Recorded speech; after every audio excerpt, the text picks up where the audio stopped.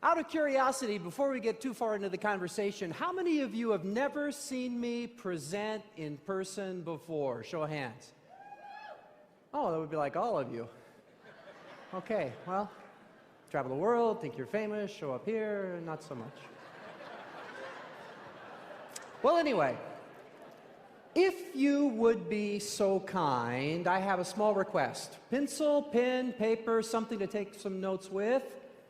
I have an idea or two I'd like to pass along I think you might find to be valuable as I tell you a little bit about my story, my journey here to this particular stage on this momentous occasion as we unveil the beginning of 2012, talking about your future. What a fantastic place to be. I mean, what a fantastic place to be. Are you excited? Okay, 9 of you are excited. That's good.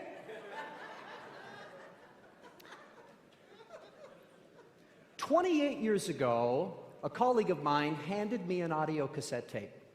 I was working corporate accounts for AT&T at the time, simple presentation. Some of you are curious about what you might say to someone. Has that ever crossed your mind? How do you talk to a friend, coworker, someone that you know? How do you introduce the concept of the business? Let me give you one of the all-time great presentations. This got me interested, got me to take a look, go to the opportunity presentation, and the rest, as they say, is history. Are you ready? Something to write with? Here it is. I'll give it to you a couple of times so you can write it down. Arm extended, audio cassette tape in hand. He said, "Here." You know what? There's more, but get that down first. And then after I took the tape from him, he said, "I'd like it back when you're finished." I'd write that down. "Here, I'd like it back when you're finished." Now, I didn't realize it at the time, but I now understand that to the degree that people know us, like us, and trust us, is to the same degree we don't need to say much. Have you found that to be the case? I mean, if you know someone, you like them, you trust them, you don't have to come up with some magical presentation. Something here. I sent you a little link to an email. Take a look. We'll talk in a little bit of time. That's about all you have to say. Now, if those things don't occur, we'll get to that a little bit later on in the presentation, talking to a stranger, coffee shop, someone sitting next to you on an airplane. There's different strategies for actually creating that rapport. But that was my introduction into the profession. Went to the presentation, liked what I heard. No one had said to me, if someone invites you, don't go. I hadn't had that conversation yet. So I liked what I saw, and I got involved. My wife and I were raising 2 young children at the time. We were about $400 a month short. Anybody here ever run out of money before they ran out of month? That was my world every single month, and I was looking for a way to kind of close that gap. So when I saw what was presented, I thought, I can do this. I can do this. Any of you ever come to a presentation and said, I think maybe I can do this? That's how I felt. So I got involved. And then I realized I had no idea what to do. But luckily, someone came along to teach me. Eventually, we had a little bit of a car payment taken care of, and that was the mortgage payment. 13th month, we were paying for the car and the house. Let me ask you something. If we could fast forward one more year, 2013, say January, February 2013, and you were earning enough income from your isogenics business to cover your car and your home, would this have been a well-invested hour? What do you think? Well, then I'd suggest you take a note or two. Because here's what happened from that point forward. After that started to happen, I got this delusional idea. I thought to myself, there's no training material available. I got tired of saying the same things over and over and over again. Back in the day when I got involved 28 years ago, you couldn't walk outside walls like these and see sound concepts with everything you could possibly imagine. They just didn't exist, hadn't been invented yet. Technology's come a long way in 28 years. I was explaining to my grandson, he's now 6 years old, I said, you know, Eli, when Papa was younger and Papa and Grandma were married and the telephone rang, we had to walk over to the wall and answer the phone. Eli looks up at me and says, "Why, Papa, why?" And then he went back to playing Angry Birds on his mom's phone. I mean, it was just different. Lots of things have changed. So here we were, involved in the business, excited about it, and I thought, I'm going to write a book. I'll write the very first book on network marketing, put it into bookstores, libraries. Someone told me Amway had over 1 million people. I thought I'll sell each of them one book. That would be a good idea, and then I'll retire. So I wrote the book. It went into the bookstores and the libraries, but the Amway people didn't come, and so I had to go out and start marketing the books. And a man named John Milton Fogg picked that book up and enjoyed reading it. Now, I wouldn't expect you to know, but was the editor-in-chief of Upline Journal. Upline back in the day served as the Wall Street Journal, if you will, to the network marketing profession. And he was looking for someone to take over for him as the editor-in-chief. I got the call. For the next 3.5 years, my life was literally transformed as I had the esteemed honor of sitting down with some of the best and brightest our profession had at that time. Imagine having conversations with Jimmy Smith and Jay Bennett. Imagine talking to Lisa DeMayo's, and to the Lynn Hagedorns. Imagine talking to Jim and Kathy Coover. Imagine if you could sit down with each and every one of these people for about an hour, 2 hours, and just glean from them what they knew, looking for content for that magazine. And after a period of time, 50, 60, 70, 80, 90 conversations, people making $20, $30, $40, $50,000 a month low side, and high side, some of the stories were incredible, 200, 300, 400, 500, 600,000 a month and more. A pattern began to emerge. And one evening, I still remember sitting in my home, Lake Forest Park, Washington, a little outside Seattle, just about maybe 1, 2 o'clock in the morning, and I was editing this article of a story I had done, this guy making $200,000, $300,000 a month and just not that bright. And I was trying to figure out if this sentence should end at a period, colon, semicolon, or being deleted altogether. Was it really going to matter in the story? And I just thought to myself, what am I doing? How is this man, not that bright, making all of this money? And then I remembered, he had told me the same thing all these other people had told me. Bright, not that bright. Educated, not that educated. Tall, thin, ugly, beautiful. They were all telling me about the same thing. There was this little philosophy. And I had that epiphany. Now, I don't know if Napoleon Hill ever came to that auspicious moment in time when he was sitting with Andrew Carnegie. But I can probably assure you that somewhere along those interviews that he went on during that 20-year trek, when he talked to the Rockefellers and the Wrigleys, when he had the privilege of sitting down and speaking with the great minds like Edison and Ford, and then he put together that masterpiece we know today as Think and Grow Rich, I would imagine that he too recognized these individuals only have a handful of things in common. Now, if you've read Think and Grow Rich, and I think most of you probably have, and if not, that's something you may want to add to your library. After all, back in the generation, it's what the 500 wealthiest people had in common, 13 characteristics, just 13. I found that these amazing leaders were doing 5 things every time. Just like clockwork, you could just take it to the bank. Every person, they might not have used the same words, same phraseology and whatnot, but every single time I heard the same 5 things. So I was so excited, I wanted to find out if this would work. So I went to John and I said, I've got this idea. I want to go back into the field as a distributor and I want to see if this little philosophy will work. Do you realize what we'll have here if it does? John was very much opposed to the idea. Conflict of interest, editor, working for a company, what are we going to do? We're serving the industry. But I was passionate about my decision, and so we reached an agreement. Here's what we agreed. I could step down as the editor-in-chief and take on a role as senior editor to continue writing. You say, why would you want to do that? Well, my second book through Upline, Business is Booming, it sold over 1 million copies in its first 6 months. I got kind of accustomed to the success and the reach of the magazine. And I didn't really want to walk away all that quickly, especially, at the very beginning of a company. It takes a little bit of time before you start to get a little bit of traction.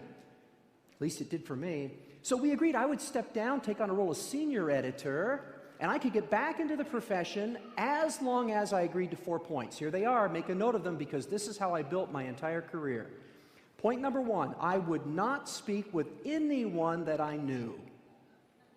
Now, how about you? How would you feel if you got involved in isogenics? They say, good, good, good. Now that you're here, rule number 1, you can't talk to anyone that you know. Excited? Some of you say, I don't like most of those people. I'm okay with that. Okay. Rule number 2, you can't speak with anyone who knows you. See, I knew a lot of people, but there were over 1 million people that had acquired my second book. Lots of people knew me that I had never met. So I didn't talk to people that I knew, and I didn't talk to anyone who knew me. Rule number 3, no advertising. You go back and take a look. There's no advertisements that says editor-in-chief joins XYZ company, come join him, be part of the largest, most exciting. None of that.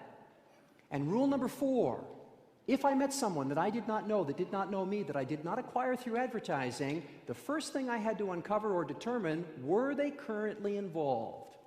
And if they were already in network marketing, the bet was off. I had to look for people who were looking but weren't involved.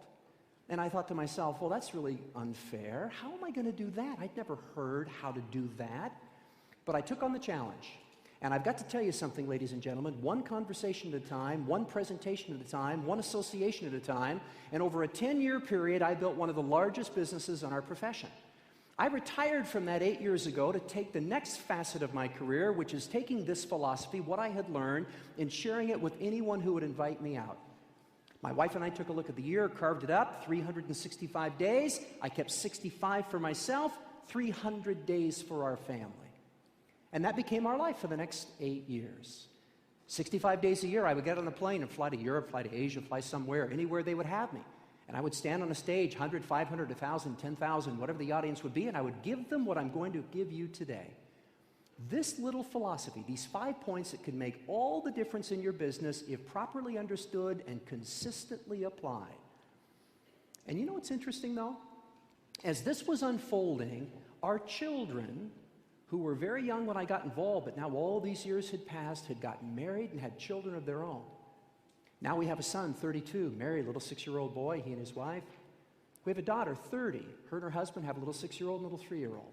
So my wife and I, she's with me today, 34 years we've been together, these 2 kids, and we've got 3 grandchildren. And our life is fundamentally different now than it was when I got involved. Now we take a look at our children. We'd like to go off to Europe. They can't come with us. They have to work. They've got the kids. They've got these things. We'd like to go do this. What do you do when your children have a vehicle that isn't performing well? How do you help them? Do you give them a little bit of money to fix the car? Or do you just recognize, I never liked that car anyway. Let's just go get another car. Is getting them another car helping them or hurting them? Well, they'll tell you, hey, I don't mind the car. Let's go shopping. Back of my mind, last 8 years, I've been looking, without telling anyone, for a company we could put our family in. Every client that would bring me in, every private meeting, every boardroom, I would think, is this the one? Could this be the one?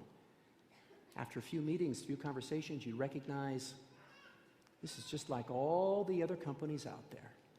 And instead of telling people what they could do to build their business, I so wanted to stand on that platform and tell them, you guys need to get out.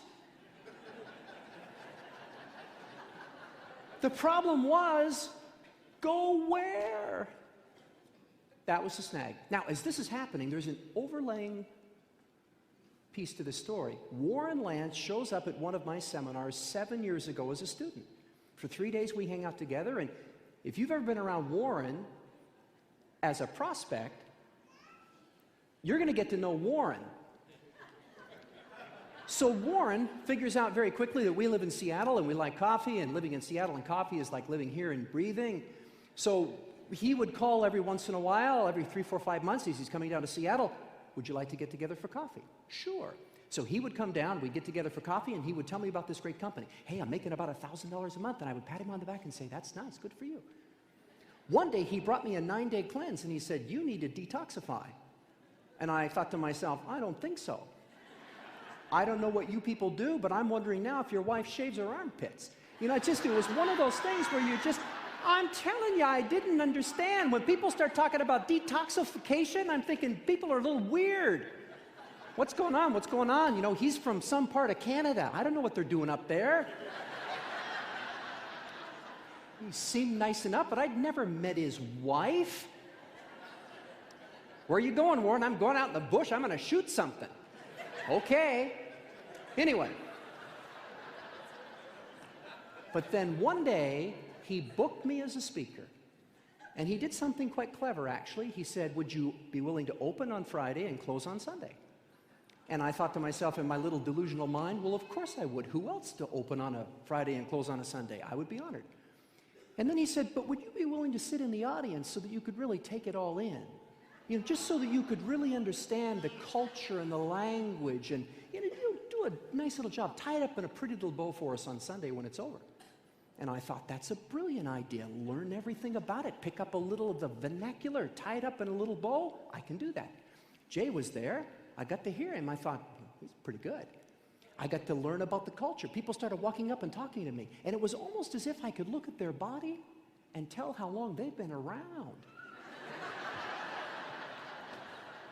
You'd meet someone and you'd say, how long have you been doing this? 5, 6 years. You think, okay. Someone else, and you're probably new, aren't you? Yes. Okay. And I got to thinking to myself, this is very interesting. Well, Warren, I think he kind of sensed that, and he said, so we need to go to Phoenix. Really? Yes, we need to go to Phoenix. He set up a little presentation, so we got on a plane, flew down, and I've got to tell you, the Cougars were so gracious. Got to meet Eric, got to meet Jim, Kathy, sat down with Kevin Adams, gracious enough to take me to lunch, met with so many of the people at the corporate office. Rick Despain. I covered an article for Rick Despain and his former company, technology piece of Upline, 16, 17 years ago, when their company had come up with something that was really quite clever. We didn't know if it would catch on, but we decided to cover it for Upline. It was called a website. I wrote that article. There were links which we had to explain, and you could search for things on the website. Rick popped around the corner in Travis's office and looked at me, and I looked at him. It's like, you're here? Yes. It was like we had found each other again. And I've got to tell you something. I have been around this profession now 28 years. I've traveled the world. I've had the unique privilege of meeting some of the best and brightest that our profession has ever offered, and some of the most interesting people along my journey. And I've got to tell you something. I have never been as impressed as I am right now.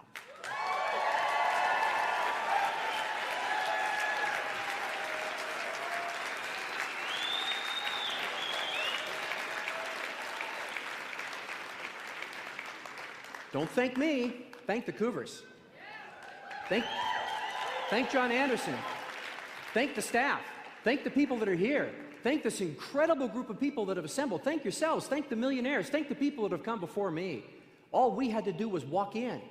And so now when you see Lisa DeMayo and Lynn Hagedorn, you see Rochelle Nichols, you see these people coming and winning, you're thinking, who are all of these people? They're friends of mine. We decided to come because we thought we were looking for a nice place to hang out, and this has been a very good home. So thank you for welcoming us with open arms.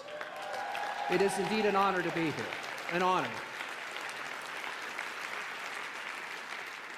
And what started as an idea for our children has now kind of evolved into the fact that I think, hey, I kind of want to do this myself. So I got to kind of dust off some of the skills and get back to it. And I was thinking, well, what do I do? What do I do? What do I do? And then I thought, I've got these CDs that I recorded. Maybe I should listen to them again. I pulled this stuff out and I started listening, and I thought, this is good. I should take notes. And then I thought, no, I don't need notes. I have it in my head. So if it's okay with you, I'd like to share this little philosophy that kind of got us all the way to this point. Would that be okay? All right, here we go. In the limited amount of time we have, and that's always the issue. I found, by the way, it takes about 18 hours for me to teach you what I've learned. About 18 hours. I'm going to give you the overview, and then we're going to talk about some of the subcomponents, but the rest you're going to need to do at your own pace at some point in the future. Here's what these people had in common. Here's what allowed me to build the profession that I did. Here's what allowed me to teach these things around the world, and here's what caused me to be here. Step number one, we all have done it. Most of you have too. And by the way, when I give these to you, I'm sure some of you, as you hear these 5 little points, you're going to be thinking to yourself, well, that makes sense. I've heard that before. Why is he telling me something I've heard before? Because everyone does this. The things I'm going to tell you are what all of these successful people do. They may not articulate them this way, but it's what they all do. Does that make sense? Number one, write it down, please. Decide. Decide. You've got to decide what it is that you actually want. Every single person that I spoke to knew exactly where they were, and more importantly, they knew where they were going. They had made a decision. What's yours? But here's something fascinating about these conversations that we sometimes don't really understand until we start asking another series of questions. I refer to these little subtle points, by the way, as the egg. You all know about the incredible edible egg, do you not? Have you ever wondered why in every recipe known to mankind, no one ever put an asterisk next to the egg, and at the bottom of the recipe said, remove from shell first?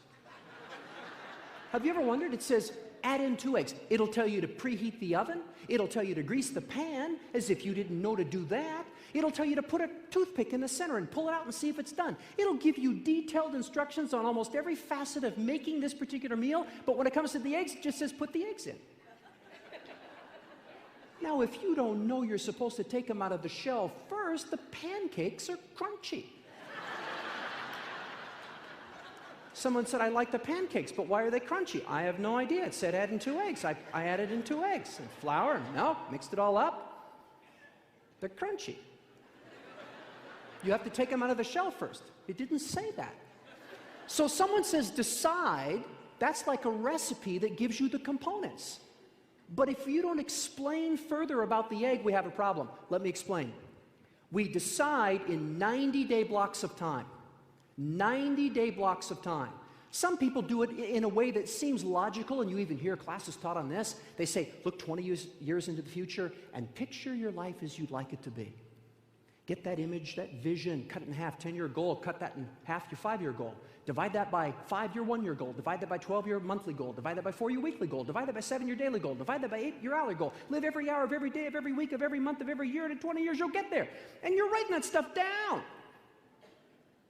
Where do you find those people that have taken those classes in about 2 weeks? They're right back where they are, because we just can't project that far into the future. You ask someone to decide where they want to be in 20 years, people can't even decide what they want for lunch. You go to lunch, they put a menu and someone, oh, I don't know, let's see. Let's see. You're going to eat 3 times today, 21 times this week. You're going to eat 50,000 times by the time you're my age. 50,000, this is one of 50,000 meals. It's lunch, pick something. Can you give us a minute? Seriously, you need a minute? Pick something. Ask for a suggestion. It's lunch.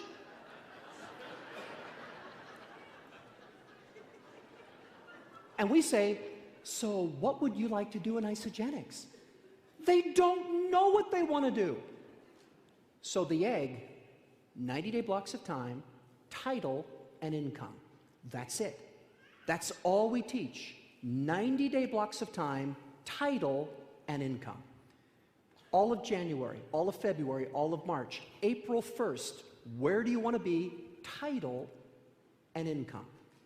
You set that as your plan, your decision, and you begin moving forward from there.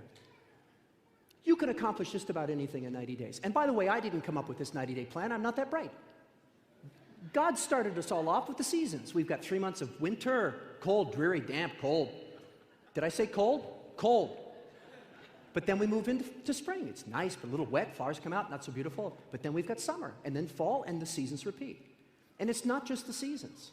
You go to university, we have semesters in 90-day blocks of time. We have all kinds of things. The government wants our taxes every quarter, every 90 days. I mean, you see this pattern repeated everywhere. We can do just about anything in 90-day blocks of time. You can live in Canada in the winter if it's only 90 days. You can live in Phoenix in the summer if it's only 90 days. But if it's 175 degrees for 6 months, people think I gotta go north, right? Woman expecting that first child, first trimester, second trimester, third trimester, morning sickness every single morning, first trimester, it's no problem. Mothers get through it. Eventually, second trimester, feeling better, third, they feel great. They had that child. Eventually, after holding that child for a period of time, they think, let's do that again. But you show me a mother that had morning sickness every day for 9 months, I'll show you the mother of an only child. I mean, I'm telling you, it's just too long. They're not doing that anymore. Yeah, we got one of them right there. Sorry, you don't get a brother. Deal with it. Saving the money for therapy for later. We can do just about anything. So that's all I went down. Point number 1, decide. 90-day blocks of time. What do you want to be? Title and income. Now, when you hit that 90-day mark, you either got it or you didn't. It doesn't matter. It's food. Order something. If you don't like it, you get to eat again in a few hours. So 90 days later, it's April 1st. You go, okay, all of April, all of May, all of June, July 1st. Where do I want to be? Title and income. July 1st, July, August, September, October 1st. Where do I want to be? Title and income. That's all we do. That's the decision. That's it. Point number 1, decide. I hope before today is over, you've decided out 90 days where you wanted to be, title and income. And I hope you continue repeating that cycle as long as you choose to be in this company, which I hope is for an extraordinarily long period of time. Title and income. Point number 2, Please write this down exactly as I give it to you, and then I will explain. Eventually, uncover your why. Eventually, uncover your why. We used to think we'll ask them for their why up front. Nothing wrong with that. Some people know instantly. You come to a big seminar, mother standing up on stage, unbelievable, touching story, rags to riches, and she's being interviewed. What drove you to greatness? And as she begins, tears streaming down her face to tell the story, they put the pictures of her children on the large screen. And she said, these children, tears coming down her face, these are my reasons why. And you think, okay. And then you go home and you look at your kids. And you got nothing. And you think, I don't know what to do now. What do I do? It's hard to borrow someone else's why. It's just really hard to borrow it. Some people do this for their children so that they can spend more time together. And some people do this so they don't have to. I mean, it's just, I don't know your kids. Pilot income, eventually your why. No one is looking for stacks of little green pieces of paper with deceased presidents' faces on them as a trophy. But let me assure you, until you uncover your why, go for the money. It's the ultimate shortcut. People say to you, why are you involved in Isogenics? To make $500 a month. Why are you involved in Isogenics? To retire my spouse. Why are you involved in Isogenics? I want a career change. Why are you involved in Isogenics? To prevent the foreclosure on our home. Why are you involved in Isogenics? To pay these lousy bills. Now, some of you might think, that's a terrible idea. Pay these lousy bills? Can't you think bigger than that? Oh, yes, there's a brilliant strategy. Tell someone with a really small dream, your dream is too small. You're pitiful. You should think bigger like me. They won't like you. It won't go well. And you think, how come I don't have retention? Maybe if I focus on my basket, it would be better. No, it's your personality. You need to work on you, not the basket.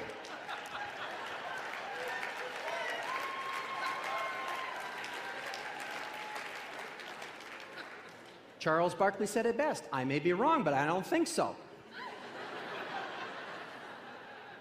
You'll uncover your why. I promise you. Might be as the song says on some idle Tuesday, 4 p.m., you're doing nothing, and all of a sudden, bam, it pops into your head. This is why I'm here. But until then, go for the money. I asked Lisa DeMille, Lynn Hagedorn, why are you in this horse race? The money. We're going shopping. If I'd have said, what's the money for? This is probably the best I would have gotten. Jimmy Choo.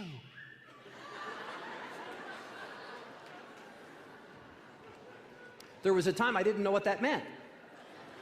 Unfortunately, now I do. Anyway. My wife took me to Las Vegas. We went to a little place. It was called Jimmy Choo. She said, well, check the sale. She walked me to the back. They have it on sale. Did you know that? There's some shoes that don't sell. They were on sale. We should get these for our daughter. They're on sale. I said, how much are they? They're only $300 each. On sale. Our daughter does not need $300 each shoes.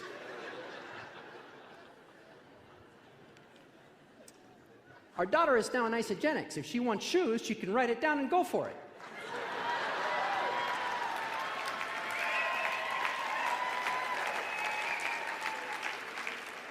I'm a guy. I have a black pair and I have a brown pair. And when these go bad, I'll go back to Nordstrom and say, I had these for a long time. Do you have a pair just like them?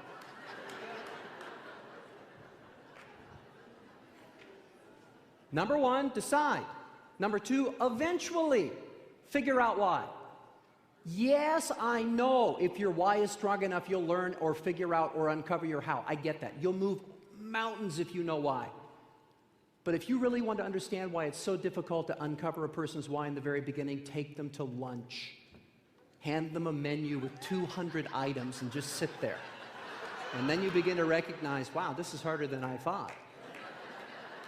Where do you begin? Hey, I've got an idea. Let's begin with the money. You know, 500,000, 3,000, 30 days, see if you can do that one, and then we'll move on from there. and then we'll decide what the money is for. Does that make sense? Point number 3.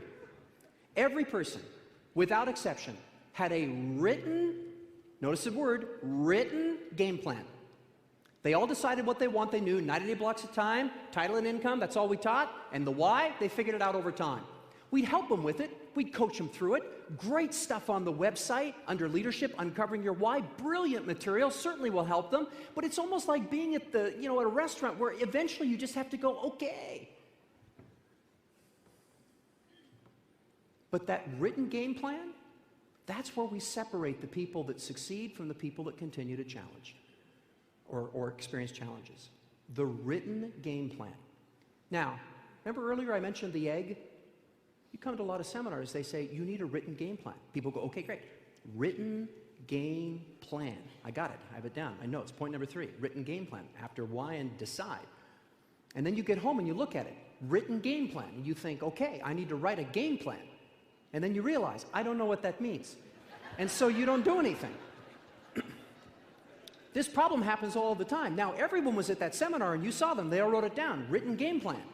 And you think, I must be the only one that doesn't know what that means, so I'm not going to say anything to anyone. I'll just try to wing this business and see what happens. Let me give you some very clear direction on the game plan. Now, by the way, I'm old. So if this sounds a little old, go get the largest blank desk calendar you can find. I know, to you that seems really strange. But why? I have an $800 thing that I'm holding in my hand and I can push a lot of buttons and it's really pretty. Why would I do that? Because I don't have one of those. I'm old. I have a calendar on my desk and a pen. But if you want to use that, that's okay. But because I'm telling the story, calendar, paper, staples, about $5. On the left-hand margin, make a list of the things that matter in your world. Here's what I found. Our life is very much like this, is it not? The spiritual part of your life, the physical part of your life, the financial part of your life, the fun part of your life, the social part of your life, the cultural part of your life, the business part of your life, the job part of your life. It all has to go together like this. And so if we don't have this going together, it's not fun, it's not interesting, we won't stick with it.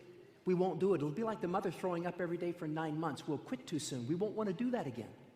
So I've got this little list, this little hierarchical list that's important to me. You'll uncover over time what's important to you. My list is the spiritual things first, the family second, financial part third, physical part, fun part. We've got this little list. And so we sit down every month, big calendar there, and we put the most important things on the calendar first. Write them down. Now, I know what some of you are thinking right now. Why would I do that? You know what most people put on their calendar, especially the one they've got on the refrigerator? You'll see this big calendar there. Boom. And right about the middle of the month at 10 a.m. on a Tuesday, it'll say, dentist. Where's the rest of the month? So you sit down with them. Now, I worked with a lady years ago, and she had a very interesting way of spinning this. She said, God first, family second, career third, your business fourth. And I thought, interesting strategy. Now, if we took that strategy, here's what it would look like. You've got your large desk calendar. You'd say, do I worship? And if so, when and where? And you'd write it down. Now, most of you won't do that. You know why? Because you know when you go and you know where you go. So here's part of the illustration that will help you immensely. Imagine if I or your coaching mentor were there with you and said, look, you know your life obviously way better than I know your life. So for my benefit, would you get it out of your head and get it down on paper so that I can see it? So if that's important to you, would you write it down so I know what you're committing to do? And so that would get written down. And then we move on. God first, family second. Tell me about your family. Write it down.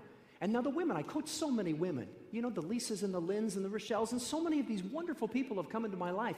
And we've sat down. And you start putting down these little things. And you know what the women tend to do, especially the ones that are married with kids? When you say family, what do they think of? Their kids. So they'd write down all the activities of the kids, and they'd write down everything else. You know who they never put on their calendar? Themselves. You've got to change that. I mean, I don't know, manicure or pedicure or going for a massage. I like doing that. I don't know what you want on your calendar, but you write something down that's important to you. Have it down for you, the things that matter to you. But oftentimes I'd work with women, especially couples, and there wouldn't be anything there for the spouse. Nothing. And we would move on to the next point. I said, well, wait, hold on for a second. Do you need anything else on family? They said, no, we've got family down. I said, you ever get your kids down? A little bit for you. I finally talked you into doing something for you. But you're married, right? Yeah. What, him? Yeah. Well, I'm just saying. I mean, imagine he comes in and looks at the calendar. Everybody's there except him. How is he going to feel about your new venture? Oh, he's not very happy. Wow, I wonder why. Think about it. You want to get your spouse excited about your business if he's not so much on the same page with you yet? Go home and say, I went to a seminar, and I have a little homework assignment. I need your help.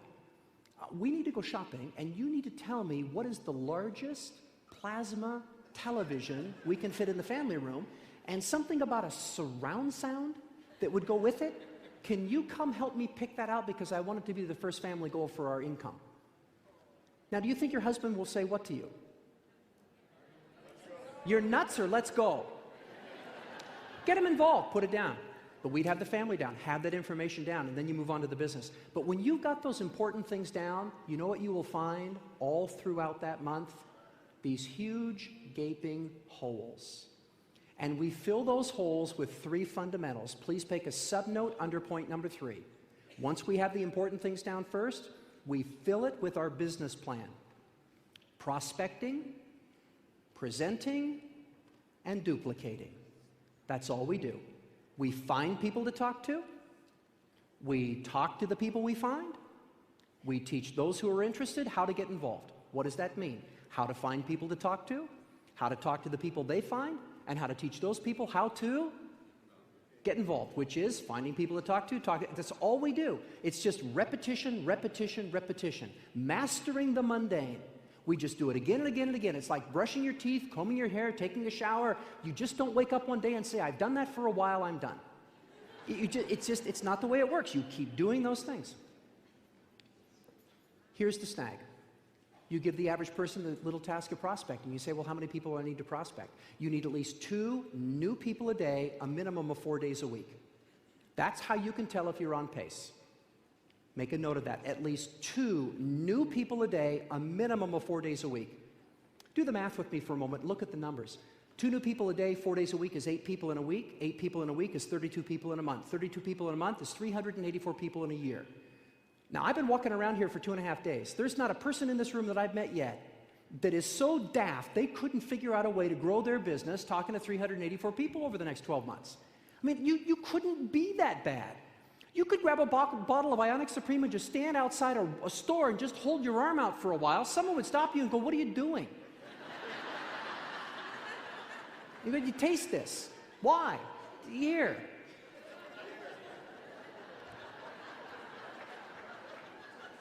Most of us don't talk to enough people. Most of us don't talk to any people. Now, I get into all this information on the CDs. Fear is the biggest reason. We just don't do it because of fear. And there's very good reasons. I mean, after all, if I were a father talking to you as son or daughter, how many of these sentences could you finish out loud? If I said to you, children should be seen and not, don't speak unless you're, and whatever you do, don't talk to strangers. Oh, brilliant. I'd love to have all of you in my business. You won't talk to anybody unless they talk to you. If they're a stranger, no way. Now, intellectually, we know that's silly. We've grown up. And so I say, go talk to some people, talk to a couple of people. And so you go out there and you try to talk to a couple of people, and what happens? Nothing. Stomach starts to turn, palms get sweaty. You know why? Because you know in the deep subconscious regions of your brain, these people are going to do horrible things to you, and then they're going to kill you. That's what's going to happen. And you don't want that, so you just say, I'm not talking to those people, no way.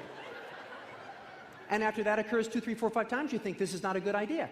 In fact, you know what, now that I think about it, probably not the products anyway. I probably would have lost that weight. No problem. Network marketing, no. And we quit. And we see this churn, and it's because we never took the time to educate. So, we've got to decide what we want. We've got to understand why over time. We need a little plan, but we've got to have that plan down in writing. You know you have a good plan when you wake up tomorrow, you look at the date, and it tells you what to do. If you follow the plan on your calendar, and when your head hits the pillow in the end of the evening, you think back as you're starting to drift off into that wonderful, peaceful thing we call sleep, you think, wow, what an extraordinary day. What an extraordinary day. I'm so excited about tomorrow, because tomorrow I've got it all planned out. Now, if you wake up in the morning and you look at your calendar, there's nothing there, I would suggest you take the rest of the day off and plan that day, and the rest of the week and month and perhaps quarter. Point number 4. We don't do this very well anymore. Point number 4 is commitment. Commitment. Every leader I spoke with, the reason I was able to go for 10 years without walking away, the reason I left after having accomplished and achieved everything that was possible for me, is commitment. We don't have to say yes to everything. No one is asking you to. But if you give your word, keep it. Here's what the definition of commitment is. Please make a note of it. I would ask that you learn this phrase, repeat it again and again and again until it becomes a part of the very fabric of who you are. Commitment is doing the thing you said you would do long after the feeling you set it in had passed. That's commitment. Somebody comes out here and says, "Are you with me?" And you go, "Yes." 4 days later, "Where are you?" "We don't know." Doing the thing you said you would do long after the feeling you set it in had passed. That's commitment.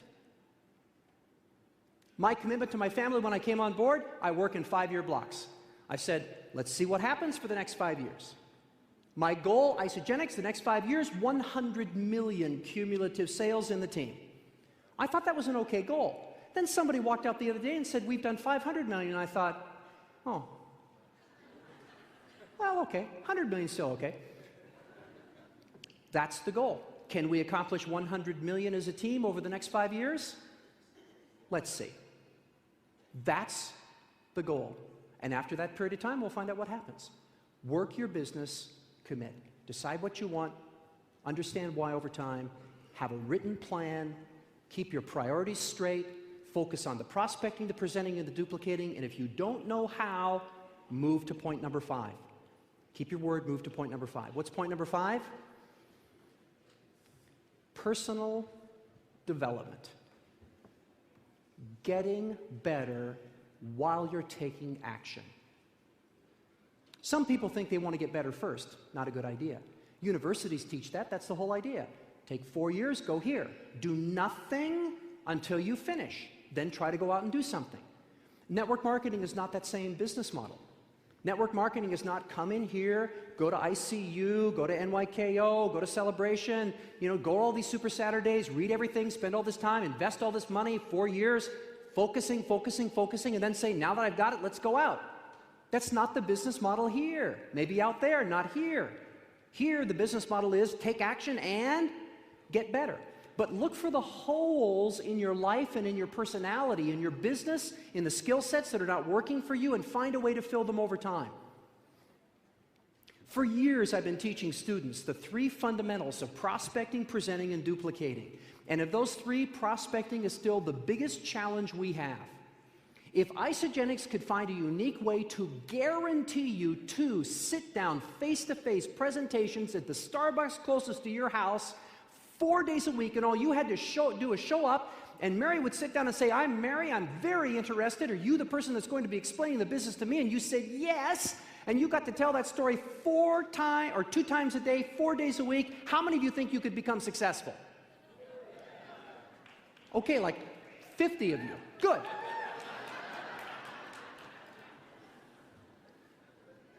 So the bigger question is then, why don't we create that? And the simple answer is we don't know how. Let me give you a little insight, the egg, on personal development. Here's the formula. Read for 30 minutes every day. 30 minutes every day. Go get How to Win Friends and Influence People by Dale Carnegie. Go pick up Think and Grow Rich by Napoleon Hill. Go grab The Richest Man in Babylon by Clayson. Go pick up The Magic of Believing by Bristol. Go acquire perhaps a book I've written. I wrote Future Choice, still a fantastic book. Sound Concepts has 2 of my books, The Little Fifth Principle and Learning the Business One Story at a Time. I love the books. When I decided to get back anchored in isogenics, the very first thing I did was reread my own material, and I thought, wow.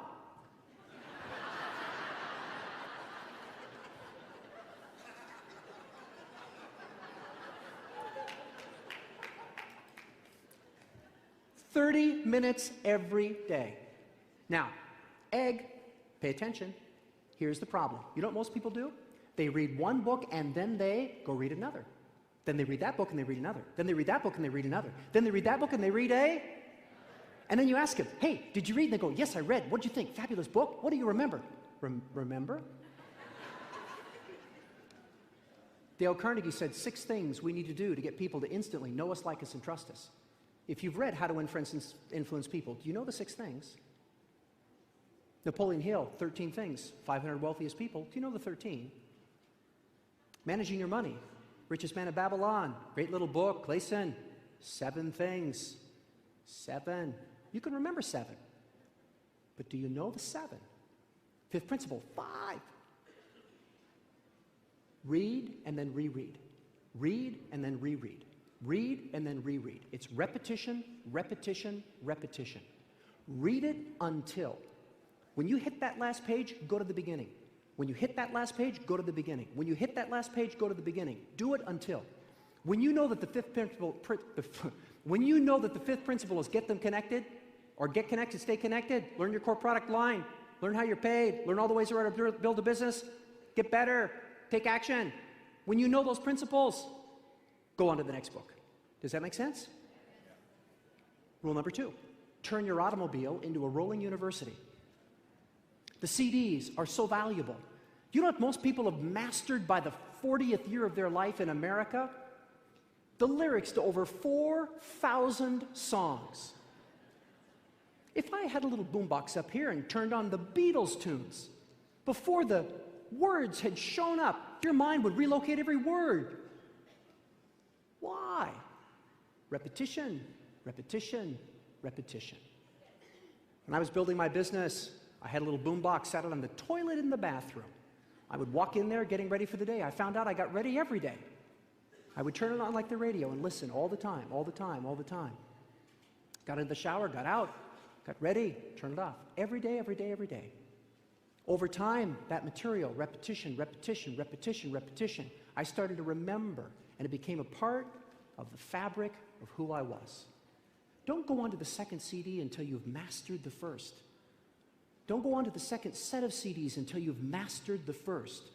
Here's the key phrase, worthy of recording, spend more time on less material. Really understand it before you move on. Now, there's a flyer that's been passed out there that has some CDs that I put together. Let me make a suggestion to some of you who are interested. There's 18 hours of the fundamentals. Your first month in the business, we call 28 days to your new future. Mastering the fundamentals, where we cover prospecting, presenting, and duplicating. I heard it mentioned many times throughout the seminar about leadership. 4 hours on how to find and develop leaders within your team. If you'd like to have people like Lisa DeMeo, if you'd like to have individuals like Lynn Hagedorn, if you'd like to be able to acquire people into your life like those individuals, Jerry and Rochelle Nichols, and on it goes. If you want those people part of your team, learn how to attract and train leaders. Attitude, thinking your way to success, 3 hours on the mind and how to make yours absolutely magnificent, focused on what's important for you. There's 18 hours of material that I've taken the last 28 years to put together. If it would benefit you, fill that form out. They're going to come by to pick them up or turn them into any person in a green shirt. Make sure, though, you make a selection between the physical CDs or the MP3 download files. If you don't choose, we're going to send you the CDs. So just keep that in mind. Fill it out and we'll take care of it, and then we can go to work on your future. Listen, it's been for me an extraordinary journey over the last 28 years. From that very first audio tape being put into my hand, first conversation, first presentation, building the business, retiring, traveling the world, and now ending up here feeling like I'm doing it all over again. But now with the knowledge and the skills and hopefully a little bit of the wisdom that's been gleaned along the way, we're just able to do it more rapidly. We're able to do it without making the same mistakes. We're able to do it in such a way that it's more permanent.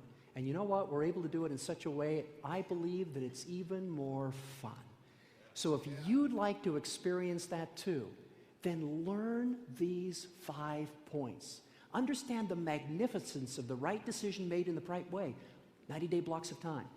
Uncovering your why and the power of that, but give yourself time to really figure out what drives you. Have a plan every month and work on it.